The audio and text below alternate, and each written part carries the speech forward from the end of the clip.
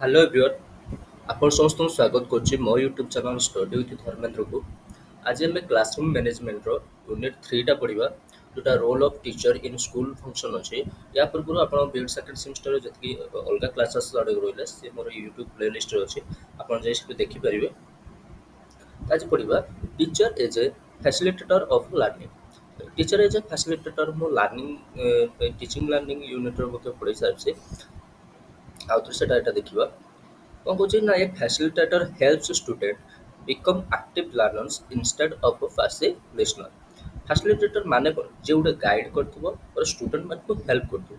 ତ ଫ୍ୟାସିଲିଟେଟର୍ ଯିଏ ହେଇଥାଏ ସେ ଷ୍ଟୁଡେଣ୍ଟମାନଙ୍କୁ ଗୋଟେ ଆକ୍ଟିଭ୍ ଲର୍ଣ୍ଣର ବନେଇଥାଏ। କ୍ଲାସରୁମ୍ ଭିତରେ ସେ ଖାଲି ବସିକି ଶୁଣିବେନି, ସେ ନିଜେ ନିଜେ କିଛି ନା କିଛି କାମ କରିବେ। ଆକ୍ଟିଭ୍ ଲର୍ଣ୍ଣର ବନେଇଥାଏ, ନୁହେଁ କି ପାସିଭ୍ ଲିସନର୍।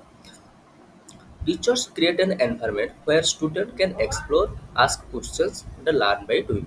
ଟିଚର ଯିଏ ଫାସିଲିଟେଟର ଟିଚର ହେଇଥିବେ ସେ ଏମିତି ଗୋଟେ ଏନଭାରମେଣ୍ଟ ବନେଇବେ, ଏମିତି ଗୋଟେ ଶ୍ରେଣୀ ଗୃହ ବନେଇବେ ଯେଉଁଠି ଷ୍ଟୁଡେଣ୍ଟ ମାନେ ନିଜକୁ ଏକ୍ସପ୍ଲୋର କରିପାରିବେ। ତାଙ୍କ ଭିତରେ ଯାହା ଆଇଡ଼ିଆ ଅଛି, ଯାହା କରିବା ପାଇଁ ଚାହୁଁଛନ୍ତି ସେ ତାକୁ ଏକ୍ସପ୍ଲୋର କରିପାରିବେ। ସାର୍ମାନଙ୍କୁ କ୍ୱେଶ୍ଚିନ୍ ଫ୍ରିଲି ପଚାରି ପାରିବେ ଏଣ୍ଡ ସବୁ କାମ ଲର୍ନ ବାଇ ଡୁଇଂ କରିବେ। ମାନେ ବସିକି ଖାଲି ଶୁଣିବେନି, ନିଜେ କିଛି ଏକ୍ସପେରିମେଣ୍ଟ କରିବେ, ନିଜେ କିଛି ଅବଜର୍ଭେସନ୍ କରିବେ, ତାହେଲେ ସେଇଭଳିଆ ସେମାନେ ପାଠ ପଢ଼ିବେ।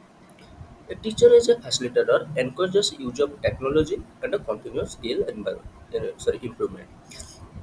जो टीचर माने फैसिलिटेटर टीचर माने ସେମାନେ ଛୁଆମାନଙ୍କୁ ଏନକରେଜମେଣ୍ଟ କରିଥାନ୍ତି। ସେମାନେ ଟେକ୍ନୋଲୋଜି ଯେମିତି ୟୁଜ୍ କରିବେ, କିଛି କମ୍ପ୍ୟୁଟର ୟୁଜ୍ କରିବେ, ସ୍ମାର୍ଟ ଯେଉଁ ଆମର ଆସୁଛି ପ୍ରୋଜେକ୍ଟର ଆଡ଼କୁ ତାକୁ କେମିତି ୟୁଜ୍ କରିବେ ହେଲା, ଆଉ ନିଜ ନିଜର ସ୍କିଲ୍ କେମିତି ଇମ୍ପ୍ରୁଭମେଣ୍ଟ କରିବେ, ଏଇସବୁ ବିଷୟରେ ଜଣେ ଫ୍ୟାସିଲିଟେଟର ଟିଚର ସବୁବେଳେ ପାଇଁ ଛୁଆମାନଙ୍କୁ ଏନକରେଜମେଣ୍ଟ କରିଥାଏ। ତାପରେ ଦେଖିବା କ୍ୱାଲିଟିଜ୍ ଅଫ୍ ଏ ସକ୍ସେସଫୁଲ୍ ଟିଚର ଫ୍ୟାସିଲିଟେଟର। ଗୋଟେ ଗୋଟେ ଭଲ ଟିଚର ଫ୍ୟାସିଲିଟେଟର ପାଖରେ କ'ଣ କ'ଣ କ୍ୱାଲିଟିଜ୍ ଥିବ ନା guide students to become independent learner. ହେଲା, ଯେଉଁ ଛୁଆମାନଙ୍କୁ ସେମାନେ ହେଉଛନ୍ତି ସବୁବେଳେ ପାଇଁ ଗାଇଡ଼ କରୁଥିବେ, ଯାହାଦ୍ୱାରା ପିଲାମାନେ ଗୋଟେ ଇଣ୍ଡିପେଣ୍ଡେଣ୍ଟ ଲର୍ଣ୍ଣର ବନିପାରିବେ। Access students achievement regularly. ଛୁଆମାନେ କ'ଣ କେତେ କ'ଣ ପଢ଼ିଲେ, କ'ଣ ନ ପଢ଼ିଲେ, ତାଙ୍କର ମାନେ ସକ୍ସେସଟା ସେମାନେ ପାଇଲେ କି ନାହିଁ, ତାକୁ ସବୁବେଳେ ପାଇଁ ସେମାନେ ଅବଜର୍ଭ କରୁଥିବେ ଓର ଆକ୍ସେସ୍ କରୁଥିବେ। Inspire learners and create A positive environment. ପିଲାମାନଙ୍କୁ ସବୁବେଳେ ପାଇଁ ଇନ୍ସପାୟାର କରୁଥିବେ ଯେ ହଁ ତୁ ଏଟା ଯେଉଁଟା କରୁଛୁ ତୁ ଏଟା ଭଲ କରୁଛୁ, ତୁ ଆଉ ଟିକେ ଭଲ କରିପାରିବୁ, ତୁ ଟେକ୍ନୋଲୋଜି ବିଷୟରେ ଜାଣ କିମ୍ବା କମ୍ପ୍ୟୁଟର ବିଷୟରେ ଜାଣ, ଆଜିକାଲି ଯେଉଁ ନ୍ୟୁଜ୍ ଆସୁଛି ତା ବିଷୟରେ ଜାଣ। ତ ତାପରେ କ'ଣ ନା ପିଲାମାନଙ୍କୁ ଇନ୍ସପାୟାର କରିକି ଗୋଟେ ପଜିଟିଭ୍ ଏନଭାରମେଣ୍ଟ ଗୋଟେ ସ୍କୁଲ ଭିତରେ ଗୋଟେ ପଜିଟିଭ୍ ଏନଭାରମେଣ୍ଟ କ୍ରିଏଟ୍ କରିବେ। ତାପରେ ଦେଖିବା କି characteristics of a teacher facilitator. Teacher ଯେଉଁ ଟିଚର ମାନେ ଫ୍ୟାସିଲିଟେଟର ତାଙ୍କ ପାଖରେ କ'ଣ କ'ଣ କ୍ୟାରେକ୍ଟରିଷ୍ଟିକ୍ସ ରହିବା ଦରକାର? ଫାର୍ଷ୍ଟ ତ ସେମାନେ ଇଫେକ୍ଟିଭ୍ ଲିସନିଂ କ୍ୟାରେକ୍ଟର ରହିବା ଦରକାର। ମାନେ ସେ ଛୁଆମାନଙ୍କୁ ସବୁବେଳେ ପାଇଁ ଶୁଣୁଥିବେ, ନୁହେଁ କି ଛୁଆମାନେ କହୁଥିବେ ସେମାନେ ହେଉଛନ୍ତି ତାଙ୍କଠୁ ବୋଳିକି କହିବେ ବା ଛୁଆମାନଙ୍କ କଥାକୁ ସେମାନେ ଶୁଣୁନଥିବେ। କ'ଣ କହୁଛି ନା make eye contact, pay attention and understand students verbal and non verbal communication. ଛୁଆମାନଙ୍କ ସହିତ ଆଖି ମିଶେଇକି ଚାଲିବା, ନୁହେଁ କି ହେଉଛି ସେ କହୁଥିବେ ତୁମେ ମୁହଁ ଫେରେଇ ନେଉଥିବ। ଛୁଆମାନଙ୍କ କଥାକୁ ଆଟେନସନ୍ ଦେବା, ତାଙ୍କ କଥାକୁ ବୁଝିବା, ତା ଭାର୍ବାଲ ହଉ ନନ୍ ଭାର୍ବାଲ ହଉ। ଭାର୍ବାଲ ମାନେ ଆମେ ଯେଉଁମାନେ କଥା କହୁଛନ୍ତି ଆଉ ଯେଉଁମାନେ ମୁକ କିମ୍ବା ହେଉଛି କଥା କହିପାରୁନାହାନ୍ତି, ଯେଉଁ ନନ୍ ଭାର୍ବାଲ କମ୍ୟୁନିକେସନ୍ ସେମାନେ ଠାରେଇକି କହୁଛନ୍ତି ଯେ ସାର୍ ମୋର ଏଇଟା ଦରକାର ସେଇଟା ଦରକାର, ତାକୁ ମଧ୍ୟ ବୁଝିବା ଦରକାର। ତାପରେ ସାର୍ମାନଙ୍କ ପାଖରେ ଜେନ୍ୟୁଇନନେସ୍ ରହିବା ଦରକାର।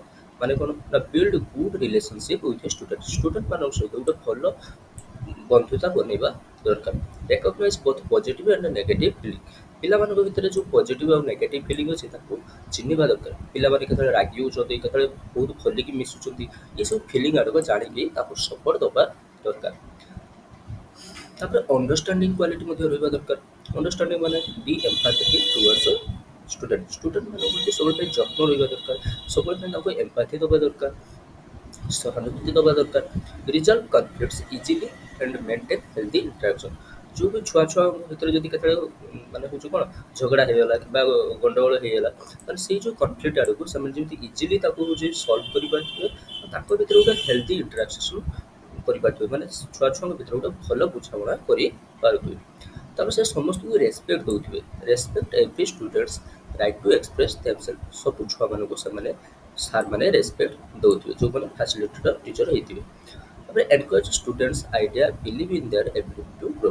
ଛୁଆମାନଙ୍କୁ ସବୁବେଳେ ପାଇଁ ଏନକରେଜମେଣ୍ଟ କରିଥିବେ ଆଉ ତାଙ୍କର ଏଇ ବିଶ୍ୱାସ ରହିବା ଦରକାର ଯେ ଛୁଆମାନେ ଦିନେ ନା ଦିନେ ସେଠାରେ ସଫଳତା ହେବେ, ଛୁଆମାନଙ୍କର ଦିନେ ନା ଦିନେ ତାଙ୍କ କ୍ୟାରିୟରର ଗ୍ରୋଥ୍ ହେବ। ତାପରେ ନଲେଜେବୁଲ୍ ହେଇଥିବା ଦରକାର। stay updated with new knowledge and technology जो ସାର୍ ମାନେ ଫାସିଲିଟେଟର ସାର୍ ମାନେ ସେମାନେ ନୂଆ ନୂଆ ଟେକ୍ନୋଲୋଜି ଆସୁଛି ନୂଆ ନୂଆ ନଲେଜ ଆସୁଛି ତା ସହିତ ସବୁବେଳେ ପାଇଁ ଅପଡେଟେଡ ହେଇକି ରହିବା ଦରକାର ନ୍ୟୁଜ୍ ପେପର ପଢ଼ିବା ଦରକାର ଆମର ନ୍ୟୁଜ୍ ଚ୍ୟାନେଲ ଆଡ଼କୁ ଦେଖିବା ଦରକାର ତାପରେ ଅଣ୍ଡରଷ୍ଟାଣ୍ଡ ଷ୍ଟୁଡେଣ୍ଟସ୍ କଲଚରାଲ ବ୍ୟାକଗ୍ରାଉଣ୍ଡ जो डिफरेंट डिफरेंट कल्चर सब छुआ मैंने आसते किए हिंदू थो किए मुस्लिम थो किए ट्राइबल कम्युनिटी आसतु जो different type of cultural background रही है अंडरस्टांड करके समस्त को गोटे जगह मिसिकी पाठ पढ़ाइबा दरकार तापर हूँ interpersonal communication skill be a role model in pronunciation fluency and effective communication जो छुआ मान भर जो से कथा कहते जो प्रोनाउंसिएशन कर जो मैंने गोटे भल कम्युनिकेशन पिला विषय रखा दरकार आते रखिए पिला रोल मॉडल भाया भावे हाँ सार भल कथा कहती teach young people how to communicate वे जो मैंने रही जो स्कूल जो अलग स्टाफ मैंने रही कि छोट छोट छुआ मैंने रही शिखेबे कम्युनिकेशन केमी करवा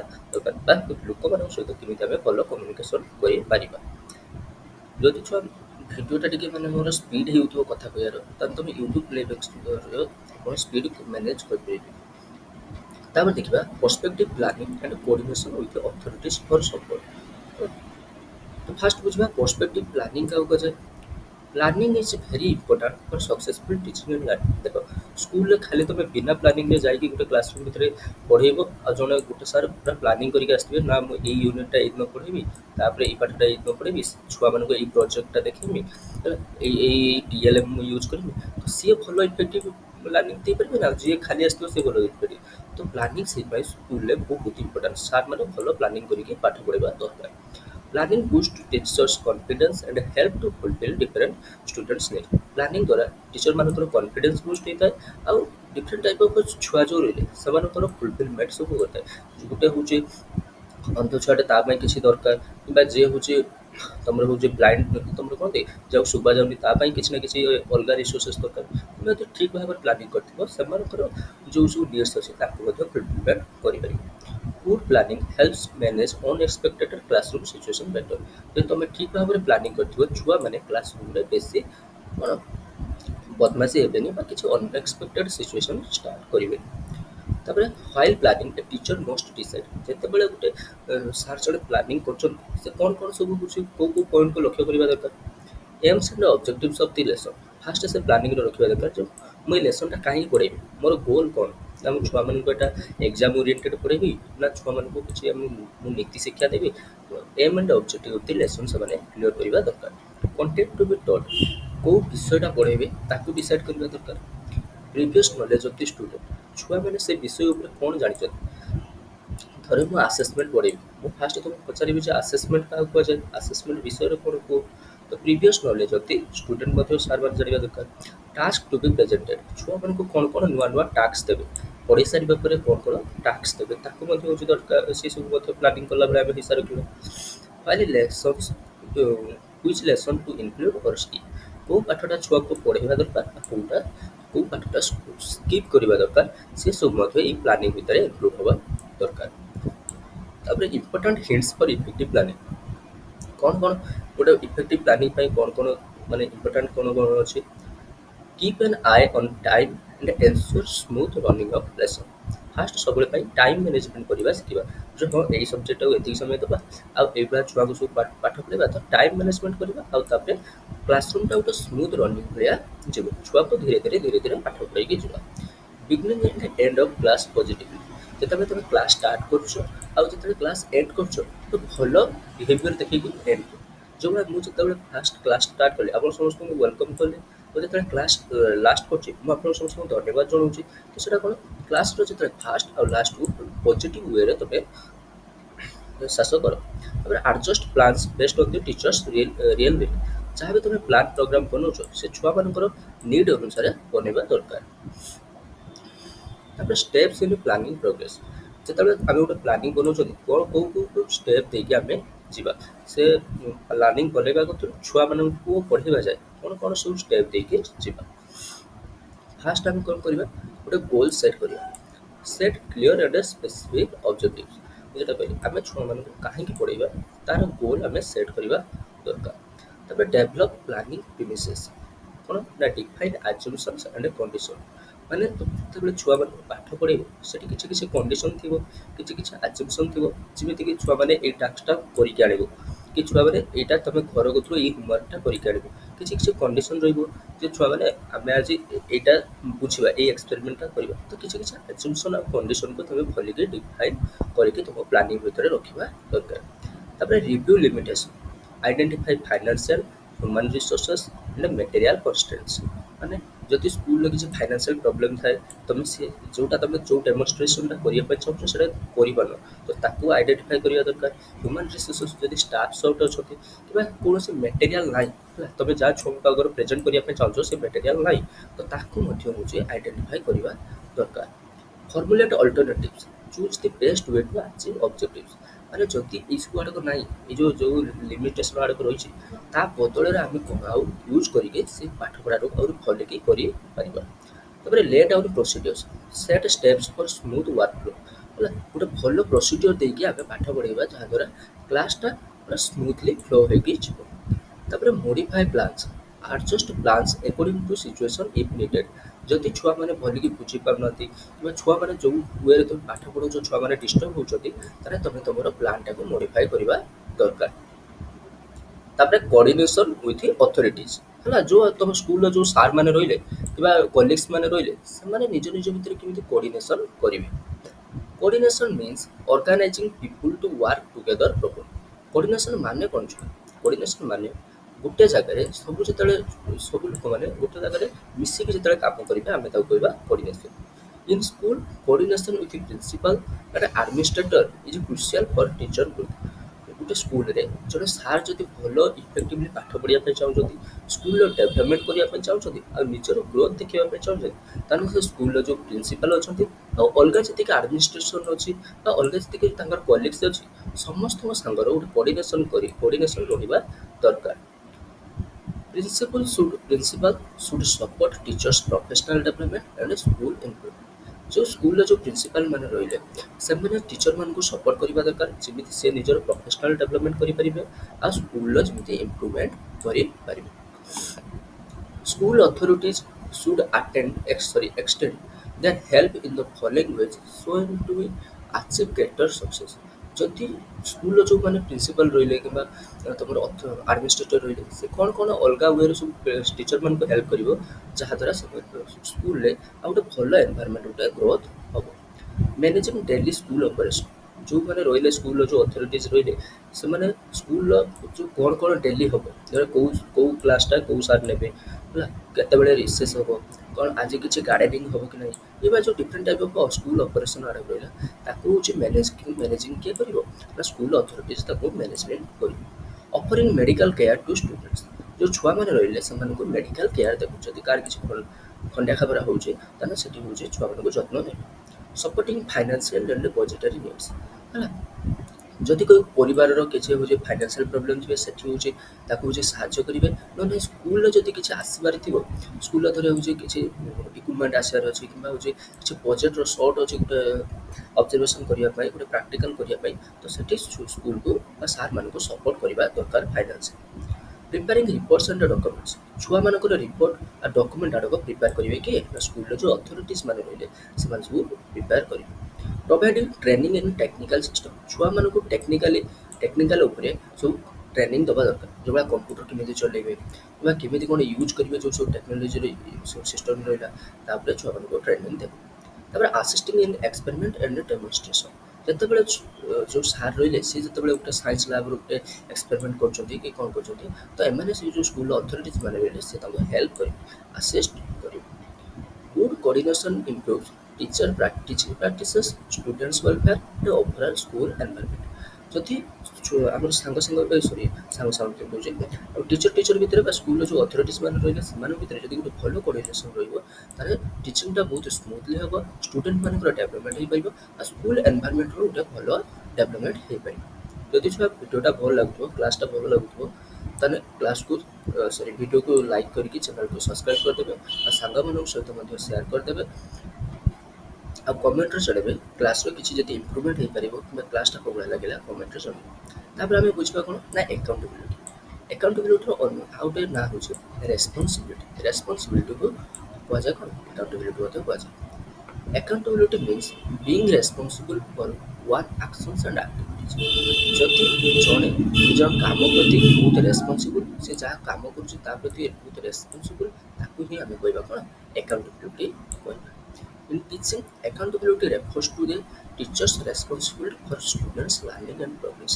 ଛୁଆମାନେ କେମିତି ଭଲ ପାଠ ପଢ଼ିବେ, ତାଙ୍କର କେମିତି ଭଲ ଭଲ ଡେଭଲପମେଣ୍ଟ ହେଇପାରିବ ପିଲାମାନଙ୍କର, ତା ପ୍ରତି ଯେଉଁ ଟିଚରମାନେ ରେସ୍ପନ୍ସିବିଲିଟି ନିଅନ୍ତି, ଦାୟିତ୍ୱ ନିଅନ୍ତି, ତାକୁ ହିଁ ଆମେ ସ୍କୁଲରେ କ'ଣ କହିଥାଉ ଆକାଉଣ୍ଟେବିଲିଟି ବୋଲି କହିଥାଉ। ଇମ୍ପୋର୍ଟାନ୍ସ ଅଫ୍ ଟିଚର୍ସ ଆକାଉଣ୍ଟେବିଲିଟି, ଶିକ୍ଷକମାନଙ୍କର ଆକାଉଣ୍ଟେବିଲିଟିର କାହିଁକି ଇମ୍ପୋର୍ଟାନ୍ସ ଅଛି ନା quality of education is low due to lack of accountability among some teachers. ଆଗରୁ କ'ଣ ଥିଲା ନା ସାର୍ ମାନେ ଠିକ୍ ଭାବରେ ରେସ୍ପନ୍ସିବିଲିଟି ନେଉଥିଲେ, ଠିକ୍ ଭାବରେ ଦାୟିତ୍ୱ ନ ନେଇକି ମାନେ କେତେବେଳେ ସ୍କୁଲ ଆସୁଥିଲେ, କେତେବେଳେ ଆସୁଥିଲେ, କେତେବେଳେ କ୍ଲାସ୍ କରୁଥିଲେ, କେତେବେଳେ କରୁନଥିଲେ। ତ ଏଇଭଳି ଯେଉଁ ଲାକ୍ ଅଫ୍ ଆକାଉଣ୍ଟେବିଲିଟିର ଅଭାବ ଦୋଷରୁ ଆଗରୁ କ୍ୱାଲିଟି ଏଜୁକେସନ୍ ମିଳିପାରୁନଥିଲା ପିଲାମାନଙ୍କୁ। Some teachers focus more on private tuition for personal gains. କିଛି କିଛି ସାର୍ମାନେ ପ୍ରାଇଭେଟ୍ ଟ୍ୟୁସନ୍ କରିବା ପାଇଁ, ନିଜର ପଇସା ଇନକମ୍ କରିବା ପାଇଁ ସେ ଛୁଆମାନଙ୍କୁ ବହୁତ ଭଲକି ପାଠ ପଢ଼ାଉନଥିଲେ। Therefore, teacher must realize their responsibility towards student and education. ସେଥିପାଇଁ ଟିଚରମାନେ ନିଜର ରେସ୍ପନ୍ସିବିଲିଟି ବୁଝିବା ଦରକାର, ନିଜର ଆକାଉଣ୍ଟେବିଲିଟି ବୁଝିବା ଦରକାର, ଯାହାଦ୍ୱାରା ଷ୍ଟୁଡେଣ୍ଟମାନଙ୍କର ଆଉ ଏଜୁକେସନ୍ର ଗୋଟେ ମହତ୍ତ୍ୱ ବଢ଼ିବ, ସେମାନେ ହେଉଛନ୍ତି ଭଲ ପାଠ ପଢ଼ିପାରିବେ। ତାପରେ ଟାଇପ୍ସ ଅଫ୍ ପ୍ରୋଫେସନାଲ୍ ଆକାଉଣ୍ଟେବିଲିଟି, ଟିଚରର କେତେ ପ୍ରକାର କିଛି ଆକାଉଣ୍ଟେବିଲିଟି ଥାଏ। କ'ଣ ଫାଷ୍ଟ ନା ଫାଷ୍ଟ ଟୁୱାର୍ଡସ୍ ଷ୍ଟୁଡେଣ୍ଟମାନଙ୍କ ପ୍ରତି କିଛି ରେସ୍ପନ୍ସିବିଲିଟି ଅଛି ସାର୍ଙ୍କର। Teacher must be sincere, hardworking, and care for student progress according to individual ability. ଶିକ୍ଷକମାନଙ୍କର ନିଜ ନିଜର ଏବିଲିଟି ସମସ୍ତଙ୍କର ତ ସମାନ ଏବିଲିଟି ନଥାଏ ନା ସବୁ ଟିଚରଙ୍କର, ତ ନିଜ ନିଜର ଏବିଲିଟି ଅନୁସାରେ ସେ ଟିଚରମାନେ ବହୁତ ସିନସିୟର ହେବା ଦରକାର, ଠିକ୍ ଟାଇମ୍ରେ କ୍ଲାସ୍ କରିବା ଦରକାର, ହାର୍ଡ଼ୱାର୍କିଂ ରହିବା ଦରକାର, ଆଉ ଷ୍ଟୁଡେଣ୍ଟମାନଙ୍କର କେମିତି ପ୍ରୋଗ୍ରେସ୍ ହେବ, ଷ୍ଟୁଡେଣ୍ଟମାନେ କେମିତି ଭଲ ମାର୍କ ରଖିପାରିବେ, ଭଲ ଗ୍ରୋଥ୍ କରିପାରିବେ, ତା ପ୍ରତି ସେମାନେ ଯତ୍ନବାନ ହେବା ଦରକାର। ତାପରେ towards society, teacher must help bring students into education and support weaker section in the society. ଟିଚରମାନେ ସୋସାଇଟି ପ୍ରତି ବହୁତ ହେଉଛି ରେସ୍ପନ୍ସିବିଲିଟି ହେବା ଦରକାର। କେମିତି ନା ଯେଉଁ ଛୁଆମାନେ ସ୍କୁଲକୁ ଆସୁନାହାନ୍ତି, ସୋସାଇଟିରେ ରହିଯାଇଛନ୍ତି, ତ ତାଙ୍କୁ ଯାଇକି ବୁଝାପଡ଼ା କରିକି ସ୍କୁଲକୁ ଆଣିବେ। ଆଉ ଯେଉଁମାନେ ୱିକର ସେକ୍ସନ୍ର ଯେଉଁ ଲୋକମାନେ ରହିଲେ, ଯେଉଁମାନେ ତାଙ୍କ ମାନେ ପିଲାମାନଙ୍କୁ ପଢ଼ାଇବା ପାଇଁ ତାଙ୍କ ପାଖରେ ସମ୍ବଳ ନାହିଁ, ତାଙ୍କୁ ସେମାନେ ସୋସାଇଟିରେ ସପୋର୍ଟ କରିବେ। ତାପରେ towards profession, teacher should adapt A new method, share knowledge and improve teaching for student improvement. ନିଜର ପ୍ରଫେସନ୍ ପ୍ରତି କେମିତି ସେମାନେ ଦାୟିତ୍ୱବାନ ହେବେ ନା ସେମାନେ ହେଉଛନ୍ତି ନୂଆ ନୂଆ ହେଉଛି ମେଥଡ଼ ସବୁ ହେଉଛି ଆପ୍ଲାଏ କରିବେ ଛୁଆମାନଙ୍କ ମାନେ ଟିଚିଂ ପ୍ରୋସେସ୍ରେ। ତାଙ୍କ ନଲେଜ୍ ଆଡ଼କୁ ଯେଉଁ ଅଛି ସେସବୁ ସେୟାର କରିବେ, ଆଇଦର ତାଙ୍କ କଲିଗ୍ସ ହେଇଥାନ୍ତୁ, ନହେଲେ ଛୁଆମାନଙ୍କ ସହିତ ହେଇଥାନ୍ତୁ। ତାଦ୍ୱାରା କ'ଣ ହେବ ନା ଷ୍ଟୁଡେଣ୍ଟମାନଙ୍କର ଯେମିତି ଇମ୍ପ୍ରୁଭମେଣ୍ଟ ହେବ, ସେ ଯେଉଁ ଟିଚିଂ ପ୍ରୋସେସ୍ରେ ପଢ଼ୁଛନ୍ତି ତାଦ୍ୱାରା ଯେମିତି ଷ୍ଟୁଡେଣ୍ଟମାନଙ୍କର ଇମ୍ପ୍ରୁଭମେଣ୍ଟ ହେବ। Towards life long learning, teacher must continuously learn, stay updated, and nurture student with care, affection, and ethical values. ଯେଉଁ ଟିଚର ମାନେ ରହିଲେ ସେମାନେ କଣ୍ଟିନ୍ୟୁଅସଲି ସବୁବେଳେ ପାଇଁ ପଢ଼ିବେ, କିଛି ନା କିଛି ନୂଆ ନୂଆ ଜିନିଷ ଶିଖିବେ, ଆଉ ସବୁବେଳେ ପାଇଁ ନୂଆ ନୂଆ ନଲେଜ୍ ସହିତ ଅପଡେଟେଡ଼ ରହିବେ। ତାହାଦ୍ୱାରା କ'ଣ ହେବ ନା ଷ୍ଟୁଡେଣ୍ଟମାନେ ଭଲିକି ଗ୍ରୋଥ୍ କରିପାରିବେ, ଷ୍ଟୁଡେଣ୍ଟମାନଙ୍କୁ କେୟାର କରିବେ, ତାଙ୍କ ପ୍ରତି ଯତ୍ନବାନ ଦେଖେଇବେ, ହେଲା, ତାଙ୍କୁ ଡିଫରେଣ୍ଟ ଟାଇପ୍ ଅଫ୍ ଭ୍ୟାଲ୍ୟୁ ସବୁ ଶିଖେଇବେ। ଯେଉଁଭଳି ଆମର ହେଉଛି କିଛି ମାନେ କ'ଣ ଗୁଡ୍ ବିହେଭିଅର୍, କିମ୍ବା ସେମାନେ କାହାକୁ କୋଉଭଳିଆ ରେସ୍ପେକ୍ଟ ଦେବେ, ଏଗୁଡ଼ା କିଛି କିଛି ଇଥିକାଲ୍ ଭ୍ୟାଲ୍ୟୁ ମଧ୍ୟ ପିଲାମାନଙ୍କୁ ଶିଖେଇବା ଦରକାର। ସେସବୁ କେମିତି ଆସିବ, ଟିଚରମାନେ ନୂଆ ନୂଆ କିଛି ଜିନିଷ ଲର୍ଣ୍ଣ କଲେ ଏସବୁ ଶିଖେଇ ପାରିବେ। ତାପରେ teachers responsibility, teacher should aim for students test results and overall development. ଟିଚରର ରେସ୍ପନ୍ସିବିଲିଟି ହେବା ଦରକାର, ହେଲା, ଯାହାଦ୍ୱାରା ଛୁଆମାନେ ଗୋଟେ କେମିତି ଭଲ ରେଜଲ୍ଟ କରିବେ, ତାଙ୍କ ମେଟ୍ରିକ୍ ପରୀକ୍ଷା ହେଉ କିମ୍ବା ଯେଉଁ ବି ଏକ୍ଜାମ୍ ହେଉ, ତାର କେମିତି ଭଲ ରେଜଲ୍ଟ କରିବେ, ତାଙ୍କର କେମିତି ଓଭରଅଲ୍ ଡେଭଲପମେଣ୍ଟ ହେଇପାରିବ, ତାହା ପ୍ରତି ଟିଚରମାନେ ରେସ୍ପନ୍ସିବିଲିଟି ରହିବା ଦରକାର। ତାପରେ ଆମେ ବୁଝିବା self assessment of teacher. Self assessment ମାନେ କ'ଣ ନା teacher self assessment is a method for teacher to evaluate their own performance and improve their teaching skill. ମାନେ କ'ଣ ନା ଟିଚରମାନେ ଯେଉଁ ଯେଉଁ ଉପାୟରେ ସବୁ ସ୍କୁଲରେ ପାଠ ପଢ଼ୁଛନ୍ତି, ତ ତାକୁ ନିଜ ନିଜର ପରଫର୍ମାନ୍ସକୁ ସେମାନେ ହେଉଛନ୍ତି ଅବଜର୍ଭ କରିବେ। ପରେ ଆସିକି ତା ଉପରେ ଯଦି ଛୁଆମାନେ ବୁଝିପାରୁନାହାନ୍ତି, ସେ ଯେଉଁଭଳିଆ ଟିଚିଂ ମେଥଡ଼ ପଢ଼ଉଛନ୍ତି କିନ୍ତୁ ଛୁଆମାନେ ବୁଝିପାରୁନାହାନ୍ତି, ତ ତା ବିଷୟରେ ସେଇ ଯେଉଁ ଟିଚିଂ ମେଥଡ଼ ଉପରେ ସେମାନେ ଅବଜର୍ଭ କରିବା ଦରକାର, ତାକୁ କିଛି ଆଉଥରେ ଇଭାଲୁଏଟ୍ କରିବା ଦରକାର, ଆଉ ଯଦି ସେଠି କିଛି ଭୁଲ ଅଛି ତାକୁ ଆଉଥରେ ଇମ୍ପ୍ରୁଭ୍ କରିବା ଦରକାର। ଦ୍ୟାଟ୍ ଇଜ୍ ସେଲ୍ଫ ଆସେସମେଣ୍ଟ, ମାନେ ନିଜକୁ ନିଜେ ନିଜର ଓନ୍ ପରଫର୍ମାନ୍ସକୁ ଇଭାଲୁଏଟ୍ କରିବା ଦରକାର। Self assessment is A powerful tool to improve teaching quality ହେଲା। ସେଲ୍ଫ ଆସେସମେଣ୍ଟ କ'ଣ କରିଥାଏ ନା ଗୋଟେ ଭଲ ଉପାୟ ଯାହାଦ୍ୱାରା ଟିଚିଂ କ୍ୱାଲିଟି ଆମର ଯେଉଁ ସ୍କୁଲରେ ଯେଉଁ ଟିଚର ମାନେ ଯେଉଁ ପଢ଼ଉଛନ୍ତି ତାର କ୍ୱାଲିଟି ବଢ଼ାଇ ପାରିବ। It helps teacher plan better and instruction based on students outcome. ଏହାଦ୍ୱାରା ସେଲ୍ଫ ଆସେସମେଣ୍ଟ ଦ୍ୱାରା ଟିଚରମାନେ ଭଲ ଆଉ ଥରେ ନୂଆ ପ୍ଲାନିଂ କରିପାରନ୍ତି, ଯାହାଦ୍ୱାରା ଷ୍ଟୁଡେଣ୍ଟମାନଙ୍କର ଆହୁରି ଭଲ ଇମ୍ପ୍ରୁଭମେଣ୍ଟ ହେଇଥାଏ। ଏ ଯେଉଁ ପ୍ଲାନିଂ କରିବେ ଏଇଟା କାହା ଉପରେ କରିବେ? ଷ୍ଟୁଡେଣ୍ଟମାନେ କେଉଁ ଭଳିଆ ରେଜଲ୍ଟ ଦେଉଛନ୍ତି, କେଉଁ ଭଳିଆ ଫିଡ଼ବ୍ୟାକ୍ ଦେଉଛନ୍ତି, ତାହା ଅନୁସାରେ ନୂଆ ସବୁ ପ୍ଲାନିଂ କରିବେ। ଟାଇପ୍ସ ଅଫ୍ ଆସେସମେଣ୍ଟ, କେତେ ପ୍ରକାର ଆସେସମେଣ୍ଟ ଅଛି ବୁଝିବା। ଫାର୍ଷ୍ଟ ହେଉଛି ଷ୍ଟାଣ୍ଡାର୍ଡାଇଜ୍ଡ ଆସେସମେଣ୍ଟ, ମାନେ state mandated test uniform for all. ମାନେ କ'ଣ? ଏଇ ଯେଉଁ ଷ୍ଟାଣ୍ଡାର୍ଡାଇଜ୍ଡ ଆସେସମେଣ୍ଟ ଆଡ଼କ ଷ୍ଟେଟ୍ ହେଉଛି ବନେଇଥାଏ, ଯେଉଁଭଳିଆ ତୁମର ବୋର୍ଡ଼ ଏକ୍ଜାମ୍ ରହିଲା ହେଲା, ତୁମର ନିଟ୍ ଏକ୍ଜାମ୍ ରହିଲା, ଯେଉଁଟାକି ସମସ୍ତଙ୍କ ପାଇଁ କ୍ୱେଶ୍ଚନ୍ ପତ୍ର ଆଡ଼କ ମାନେ ହେଉଛି କ'ଣ ସମାନ। ଆଉ ଏଇଟା ଷ୍ଟେଟ୍ ମ୍ୟାଣ୍ଡେଟେଡ୍, ଯେଉଁଭଳିଆ ତୁମର କ'ଣ ମେଟ୍ରିକ୍ ପରୀକ୍ଷାଟା ସମସ୍ତଙ୍କ ପାଇଁ ମ୍ୟାଣ୍ଡେଟେଡ୍ ନା, ସମସ୍ତେ ଦେବା ପାଇଁ ବାଧ୍ୟ ଯେତିକି ଛୁଆ ପଢ଼ୁଛନ୍ତି। ଆଉ ସେଇଟା କିଏ ବନେଇଥାନ୍ତି? ସେ ମେଟ୍ରିକ୍ ପରୀକ୍ଷାଟା ହୁଏ ଅଲ୍ ଓଡ଼ିଶାରେ ସମସ୍ତେ ଗୋଟିଏ ମାନେ କ୍ୱେଶ୍ଚନ୍ ପତ୍ର ଦେଇଥାନ୍ତି, ତ ତାକୁ ହିଁ କୁହାଯାଏ ଷ୍ଟାଣ୍ଡାର୍ଡାଇଜ୍ଡ ଆସେସମେଣ୍ଟ। ସେଇ ଟେଷ୍ଟ ଆଡ଼କୁ କୁହାଯାଏ ଷ୍ଟାଣ୍ଡାର୍ଡାଇଜ୍ଡ ଆସେସମେଣ୍ଟ। ତାପରେ ଅଲ୍ଟରନେଟିଭ୍ ଆସେସମେଣ୍ଟ କ'ଣ? ଅଲ୍ଟରନେଟିଭ୍ ଆସେସମେଣ୍ଟ ଭିତରେ ଯିବ ତୁମର ପ୍ରୋଜେକ୍ଟ ଯିବ, ଯେଉଁ ସାର୍ମାନେ ଯେଉଁ ଏକ୍ସପେରିମେଣ୍ଟ କରିବେ ସିଏ ଯିବ, ଯେଉଁ ଷ୍ଟୁଡେଣ୍ଟମାନଙ୍କର ପ୍ରୋଗ୍ରେସ୍ କାର୍ଡ଼ ବନେଇବେ, ପୋର୍ଟଫୋଲିଓ ଯେଉଁ ବନେଇବେ ତାକୁ ସିଏ ଯିବ, ଆଉ ଓରାଲ୍ ପ୍ରେଜେଣ୍ଟେସନ୍ ହେଲା, ସେମାନେ ଯେଉଁ ଟିଚରମାନେ ଯେଉଁ କିମ୍ବା ସାର୍ମାନେ ଯେଉଁ ଓରାଲ୍ ପ୍ରେଜେଣ୍ଟେସନ୍ ଦିଅନ୍ତି ହେଲା, ସିଏ ମଧ୍ୟ ଯିବ ଅଲ୍ଟରନେଟିଭ୍ ଆସେସମେଣ୍ଟ ଭିତରେ। ରିଟେନ୍ ୱାର୍କ ମଧ୍ୟ ଯିବ। ତାପରେ ହେଉଛି ଅଥେଣ୍ଟିକ୍ ଆସେସମେଣ୍ଟ। ଅଥେଣ୍ଟିକ୍ ଆସେସମେଣ୍ଟ କ'ଣ? ନା involves observation, essay, interviews, exhibition, journals, teacher made test and peer evaluation. ମାନେ ସାର୍ମାନେ ଯେଉଁ ହେଉଛି ଛୁଆମାନଙ୍କୁ ଅବଜରଭେସନ୍ କରିଥାନ୍ତି, ଏସେ ଦେଇଥାନ୍ତି, ଇଣ୍ଟରଭ୍ୟୁ ବଗେରା ନେଇଥାନ୍ତି, ସାର୍ମାନଙ୍କର କେତେବେଳେ ଇଣ୍ଟରଭ୍ୟୁ ନିଆଯାଏ କିମ୍ବା ଛୁଆମାନଙ୍କର ଯେଉଁ ଇଣ୍ଟରଭ୍ୟୁ ନିଆଯାଏ, ଏକ୍ଜିବିସନ୍ର ଯେଉଁ ସାର୍ମାନେ ଯେଉଁଭଳିଆ ହେଲ୍ପ କରିଥାନ୍ତି, ଜର୍ନାଲ ସବୁ ଲେଖିଥାନ୍ତି, ଆଉ ସବୁ ଟିଚର ମେଡ୍ ଟେଷ୍ଟ ବନେଇଥାନ୍ତି। ତୁମର ଯେଉଁ ୟୁନିଟ୍ ଟେଷ୍ଟ ଆଡ଼କ ହେଇଥାଏ ସେ ଯେଉଁ ଟିଚର ମେଡ୍ ଟେଷ୍ଟ ବନେଇଥାନ୍ତି, ଆଉ ଛୁଆମାନଙ୍କୁ ଯେଉଁ ଇଭାଲୁଏସନ୍ କରିଥାନ୍ତି, ଛୁଆମାନଙ୍କୁ ଯେଉଁ ହେଉଛି ବିଭିନ୍ନ ପ୍ରକାର ହେଉଛି ତୁମର ହେଉଛି କ'ଣ ତାଙ୍କ କିଏ ଭଲ ଗ୍ରୋଥ୍ କରୁଛି କ'ଣ ନାହିଁ, ଯେଉଁ ଇଭାଲୁଏସନ୍ କରିଥାନ୍ତି, ଏସବୁ ଆଡ଼କୁ କାହା ଭିତରେ ଯିବ ନା ଅଥେଣ୍ଟିକ୍ ଆସେସମେଣ୍ଟ ଭିତରେ ଯିବ। ଅଲ୍ଟରନେଟିଭ୍ ଆସେସମେଣ୍ଟର ଡିଫରେଣ୍ଟ ଟାଇପ୍ର ଏକ୍ସପେରିମେଣ୍ଟ, ପୋର୍ଟଫୋଲିଓ, ଏ ଯେଉଁ ସାର୍ମାନେ ବନାଉଛନ୍ତି ତାକୁ ଯିବ। ଆଉ ଏଟା ହେଉଛି କ'ଣ ଯିବ, ଯେଉଁ ହେଉଛି ମାନେ ମେନ୍ ଯେଉଁ ଟେଷ୍ଟ ଆଡ଼କୁ ପଠା ହେଉଛି ଛୁଆମାନଙ୍କ ପାଇଁ, ସିଆଡ଼କୁ ଯିବ standardised test. National board required teachers to submit portfolio, video analysis and content knowledge test. ଆମର ଯେଉଁ ନ୍ୟାସନାଲ୍ ବୋର୍ଡ଼ ରହିଲା ସିଏ ମାନେ ହେଉଛି ଡିମାଣ୍ଡ କରୁଛି ଟିଚରମାନେ ଯେମିତି ପୋର୍ଟଫୋଲିଓ ଆଡ଼କୁ ସବମିଟ୍ କରିବେ, ସେମାନେ କ'ଣ ଛୁଆମାନଙ୍କର ପ୍ରୋଗ୍ରେସ୍ ଦେଖିଲେ ତାକୁ ସବମିଟ୍ କରିବେ, ଭିଡ଼ିଓ ଆନାଲିସିସ୍ କରିବେ ଯେ ମୁଁ ଆଜି କ'ଣ ପଢ଼ିଛି କିମ୍ବା ଛୁଆମାନଙ୍କୁ କ'ଣ ଦେଖେଇଲି ସେସବୁ ଇଏ କରିବେ। ଆଉ କଣ୍ଟେଣ୍ଟ ନଲେଜ୍ ଟେଷ୍ଟ, ମାନେ ଯାହା ବିଷୟରେ ସେମାନେ ପଢ଼ଉଛନ୍ତି ତା ଉପରେ ତାଙ୍କର ନଲେଜ୍ ଅଛି କି ନାହିଁ ସିଏ ମଧ୍ୟ ଟିଚରମାନେ କାହାକୁ ଦେବେ? ନ୍ୟାସନାଲ୍ ବୋର୍ଡ଼କୁ ଦେବେ। ତାପରେ conducive school environment. Conducive school environment ମାନେ କ'ଣ? ନା a conducive school environment ensure student feel physically, psychologically, socially and culturally safe. ମାନେ ଯେତେବେଳେ ଆମେ କେତେବେଳେ ଗୋଟେ ସ୍କୁଲ ଏନଭାୟରନମେଣ୍ଟକୁ କଣ୍ଡୁସିଭ୍ ବୋଲି କହିବା, ଯେତେବେଳେ ପିଲାମାନେ ନିଜକୁ ସେଫ୍ ଫିଲ୍ କରୁଥିବେ।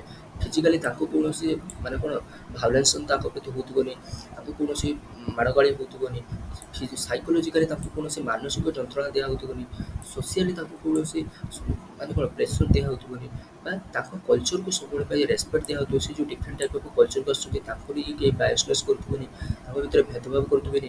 ଯଦି ଗୋଟେ ସ୍କୁଲଟା ଏଇସବୁ ଛୁଆମାନଙ୍କୁ ସେଫ୍ ରଖିପାରିଲା ହେଲା, ତାକୁ ଆମେ କହିବା କ'ଣ ନା conducive school environment. Teacher work independently and cooperatively to create interesting classroom. ଯେଉଁ ଟିଚର୍ସ ମାନେ ରହିଲେ ସ୍କୁଲ ଭିତରେ ସେ ନିଜେ ନିଜ ଭିତରେ ଗୋଟେ କୋଅପରେସନ୍ ରଖିବା ଦରକାର। ଗୋଟେ ଟିଚର ଆଉ ଗୋଟେ ଟିଚର ଭିତରେ ଭଲ ବଣ୍ଡ ରହିବା ଦରକାର, ଯାହାଦ୍ୱାରା କ୍ଲାସରୁମ୍ଟାକୁ ଇଣ୍ଟରେଷ୍ଟିଂ ବନେଇ ପାରିବେ। Good classroom management and lesson planning minimise behavioural problem. ଯଦି ତୁମେ ହେଉଛି ଭଲକି କ୍ଲାସରୁମ୍ଟାକୁ ମ୍ୟାନେଜମେଣ୍ଟ କଲ ହେଲା, କ୍ଲାସରୁମ୍ ଭିତରେ ଠିକ୍ ଟାଇପ୍ ଅଫ୍ ରୁଲ୍ ରେଗୁଲେସନ୍ ସବୁ ରଖିଲ, ଆଉ ଲେସନ୍ ପ୍ଲାନିଂ ଯଦି ଭଲ ଭାବରେ କଲ, ଯେ କ'ଣ ଫନ୍ ଆଉ ଇଣ୍ଟରେଷ୍ଟିଂ ୱେରେ ଯଦି ଛୁଆମାନଙ୍କୁ ପଢ଼େଇଲ, ତାହେଲେ ଛୁଆମାନଙ୍କର ଯେଉଁ ସବୁ ବିହେଭିଅରାଲ ପ୍ରୋବ୍ଲେମ୍ ଅଛି, ଯେଉଁ ବିହେଭିଅରାଲ ପ୍ରୋବ୍ଲେମ୍ ୟା ପୂର୍ବ ତୁମର ହେଉଛି ଏଗୁলো କହିଦେଇଛି, ୟୁନିଟ୍ 3ରେ କହିଦେଇଛି ବିହେଭିଅରାଲ ପ୍ରୋବ୍ଲେମ୍ କଥା। ଡିଫରେଣ୍ଟ ଟାଇପ୍ ଅଫ୍ ଛୁଆମାନେ ଯେଉଁ ବଦମାସି କରନ୍ତି ତାକୁ ଆମେ ମିନିମାଇଜ୍ କରିପାରିବା। ତାପରେ ହେଉଛି କ'ଣ ନା ଫିଜିକାଲ କ୍ଲାସରୁମ୍ ସେଟଅପ୍। କ୍ଲାସରୁମ୍ଟା କେଉଁ ଭଳିଆ ସେଟଅପ୍ କରିବା ଦରକାର, ଯାହାଦ୍ୱାରା ଆମର ହେଉଛି ଆମର କ'ଣ ଗୋଟେ କଣ୍ଡୁସିଭ୍ ସ୍କୁଲ ଏନଭାୟରନମେଣ୍ଟ ପାଇପାରିବା। ତାପରେ କ'ଣ ନା attractive classroom with colourful poster, chart, well organised setting. Classroom ଭିତରେ different type of colourful poster ମାରିବା ଦରକାର, ଯାହାଦ୍ୱାରା ପିଲାମାନଙ୍କୁ ଆଟ୍ରାକ୍ଟିଭ୍ ଲାଗିବ। ଚାର୍ଟ ସବୁ ମାରିବା ଦରକାର ହେଲା। ଆଉ ଯେଉଁଭଳିଆ ହେଉଛି ଗଣିତ ବିଜ୍ଞାନ ଏସବୁର ଚାର୍ଟ ବନେଇବା ଦରକାର। ଆଉ ଛୁଆମାନଙ୍କୁ ଗୋଟେ ଭଲ ଅର୍ଗାନାଇଜ୍ଡ ୱେରେ ସେଟ୍ କରିବା ଦରକାର, ନୁହେଁ କି ଟ୍ରାଡ଼ିସନାଲ୍ ମେଥଡ଼ର ସବୁ ଇଏ କରିକି ବସିଥିବେ ନା। ତାଙ୍କୁ କେତେବେଳେ ୟୁ ସେପ୍ରେ, ତାଙ୍କୁ କେତେବେଳେ କ୍ଲଷ୍ଟର ସେପ୍ରେ, ଏଗୁଡ଼ା ସବୁ ସାର୍କେଲ୍ ସେପ୍ରେ, ଏଗୁଡ଼ା ସବୁ ବସାଇବା ଦରକାର ଯାହାଦ୍ୱାରା ସେମାନେ ନିଜ ନିଜ ଭିତରେ ଇଣ୍ଟରାକ୍ସନ୍ କରିପାରିବେ। Teachers desk should allow full visibility of student. ଯେଉଁଠି ଟିଚରମାନେ ପଢ଼େଇବେ ସେଇଟା ସେମିତି ସବୁ ଛୁଆଙ୍କୁ ଭିଜିବୁଲ୍ ହେଇପାରୁଥିବା ଦରକାର। Proper furniture arrangement enhances focus on student. ଯେଉଁ ଡେସ୍କ ବେଞ୍ଚ ରହିଲା, ସାର୍ମାନଙ୍କର ଟେବୁଲ୍ ଚେୟାର ରହିଲା, ତାକୁ ପ୍ରପର୍ଲି ଆରେଞ୍ଜମେଣ୍ଟ କରିବା ଦରକାର। ସେଇଟା ଟିଚରମାନଙ୍କର ଦାୟିତ୍ୱ, ଯାହାଦ୍ୱାରା ଷ୍ଟୁଡେଣ୍ଟମାନେ ଫୁଲ୍ଲି ଫୋକସ୍ କରିପାରିବେ। ନୁହେଁ କି ସାର୍ ଏଠି ପଢ଼ଉଥିବେ, ସେଠି ବେଞ୍ଚ ଗଳି ପଡ଼ିଲାଟି ସେଠି ମାନେ କ'ଣ ଛୁଆମାନେ ଆସିଲେ ମାନେ ବାହାରକୁ ଆସିଲା ବେଳକୁ ଛୁଆ ଦେହରେ ପିଟୁଛି, ତ ସେମିତିଆ ନ ହେବା ଯେମିତି ଦରକାର। କି characteristics of A positive learning climate. ଗୋଟେ କଣ୍ଡୁସିଭ୍ କ୍ଲାସରୁମ୍ର କ'ଣ କ'ଣ କ୍ୟାରେକ୍ଟରିଷ୍ଟିକ୍ସ ରହିବା ଦରକାର? Accessibility to resource. Provide students with necessary material like chart, models and a demonstration tool. ସ୍କୁଲରେ ଯାହା ଯାହା ସବୁ ଅଛି ମେଟେରିଆଲ ଆଡ଼କୁ ରହିଛି, ଯେଉଁଭଳିଆ ଚାର୍ଟ ରହିଛି, କିଛି କିଛି ମଡେଲ ରହିଛି, କିମ୍ବା ଲାଇବ୍ରେରୀର ବହି ଅଛି, କିଛି ଡେମନଷ୍ଟ୍ରେସନର ଟୁଲ୍ ଅଛି, ସେସବୁ ଯେମିତି ସବୁ ଛୁଆମାନଙ୍କୁ ଆକ୍ସେସ୍ କରିବା ପାଇଁ ଦିଆଯିବ, ସମସ୍ତେ ତାକୁ ବ୍ୟବହାର କରିପାରିବେ। That is accessibility of resources ଗୋଟେ ସ୍କୁଲର ଗୋଟେ ଭଲ ଏନଭାରମେଣ୍ଟ କ୍ରିଏଟ୍ କରିବାରେ ହେଲ୍ପ କରିବ। ତାପରେ ଡିସୱାର୍ଡିଂ ବାୟସ୍, ମାନେ ସବୁ ଛୁଆମାନଙ୍କୁ ଆମେ ଇକ୍ୱାଲି ଟ୍ରିଟ୍ କରିବା। ବାୟସନେସ୍କୁ ଆମେ ସ୍କୁଲରେ ଏଣ୍ଟର କରିବାକୁ ଦେବା। ଯେଉଁ ଛୁଆମାନଙ୍କୁ ହେଉଛି ଡିଫରେଣ୍ଟ ଟାଇପ୍ ଅଫ୍ ବ୍ୟାକଗ୍ରାଉଣ୍ଡରୁ ଯେଉଁ ଆସୁଛନ୍ତି, ଡିସ୍ଆଡ଼ଭାଣ୍ଟେଜେସ୍ ବ୍ୟାକଗ୍ରାଉଣ୍ଡ, ମାନେ ଦଳିତ ବ୍ୟାକଗ୍ରାଉଣ୍ଡରୁ ଯେଉଁ ଲୋକମାନେ ଛୁଆମାନେ ଆସୁଛନ୍ତି, ତାଙ୍କୁ ଯେମିତି ଆମେ ବାୟସନେସ୍ କରିବାନି, ତାଙ୍କ ଭିତରେ କିଛି ଭେଦଭାବ ରଖିବା ନାହିଁ। ତାପରେ inclusive setting. Create A classroom where every students feel value and develop confidence। ଆମେ ଗୋଟେ ଇନକ୍ଲୁସିଭ୍ କ୍ଲାସରୁମ୍ ବନେଇବା। ଇନକ୍ଲୁସିଭ୍ କ୍ଲାସରୁମ୍ ମୁଁ ବହୁତ ଥର କହିସାରିଛି, ଯେଉଁଠି ସବୁ ଡିଫରେଣ୍ଟ ବ୍ୟାକଗ୍ରାଉଣ୍ଡରୁ ଯେଉଁ ଷ୍ଟୁଡେଣ୍ଟମାନେ ରହିଲେ, SC ST, ତମର ମୁସଲିମ୍, ଆମର ହିନ୍ଦୁ ମୁସଲମାନ, ସମସ୍ତେ ଯେତେବେଳେ ଡିସାବିଲିଟି ଛୁଆ ସମସ୍ତେ ଯେତେବେଳେ ଗୋଟିଏ କ୍ଲାସରୁମ୍ରେ ବସିକି ପାଠ ପଢ଼ିବେ। That is create A classroom ଯେଉଁଠି ସବୁ ପିଲାମାନଙ୍କର ନିଜକୁ ଭ୍ୟାଲୁଏବୁଲ୍ ମନେ କରିବେ, ତାହାଦ୍ୱାରା ସେମାନଙ୍କର କନଫିଡେନ୍ସ ବୁଷ୍ଟ ହେବ। ତାପରେ instructional techniques. Use a flexible teaching method fulfils students diverse need. Different type of teaching method ତୁମେ ୟୁଜ୍ କର, ଯାହାଦ୍ୱାରା ଷ୍ଟୁଡେଣ୍ଟମାନଙ୍କର ଯେଉଁ ଡିଫରେଣ୍ଟ ଟାଇପ୍ ଅଫ୍ ନିଡ୍ ଅଛି, କିଏ ଯେଉଁ ଡିସାବିଲିଟି ଛୁଆମାନେ ରହିଲେ କିଛି ନିଡ୍ ଇଏ କରୁଥିବେ, କିମ୍ବା ଯେଉଁମାନଙ୍କର ଡିଫରେଣ୍ଟ କଲଚରରୁ ଆସିଛନ୍ତି, ସେମାନେ ଲାଙ୍ଗୁଏଜଟା ଠିକ୍ ଭାବରେ ଜାଣିନାହାନ୍ତି, ତ ତାଙ୍କର କିଛି ନିଡ୍ ଅଛି, ଏସବୁ ନିଡ୍ ଆଡ଼କୁ ଯେମିତି ଫୁଲଫିଲମେଣ୍ଟ ହେଇପାରିବ। Knowledge of sociolinguistic. Understand students cultural and language background to teach effective. ଛୁଆମାନେ କେଉଁ ପ୍ରକାର କଲଚରରୁ ଆସିଛନ୍ତି, ସେ କେଉଁ ଭଳିଆ ଲାଙ୍ଗୁଏଜ କହୁଛନ୍ତି, ତାହା ସବୁ ଛୁଆ ସାର୍ମାନଙ୍କୁ ଜାଣିଥିବା ଦରକାର, ଯାହାଦ୍ୱାରା ସେମାନେ ହେଉଛନ୍ତି ଛୁଆମାନଙ୍କ ସହିତ କମ୍ୟୁନିକେସନ୍ କରିବା ବା ପାଠ ପଢ଼ାଇବା ବହୁତ ଭଲ ହେଇପାରିବ। ତାପରେ ସପୋର୍ଟିଂ ଏମ୍ବିଲାନ୍ସ। ଏମ୍ବିଲାନ୍ସ କ'ଣ ନା show empathy and care, encouraging student to participate actively and sincerely.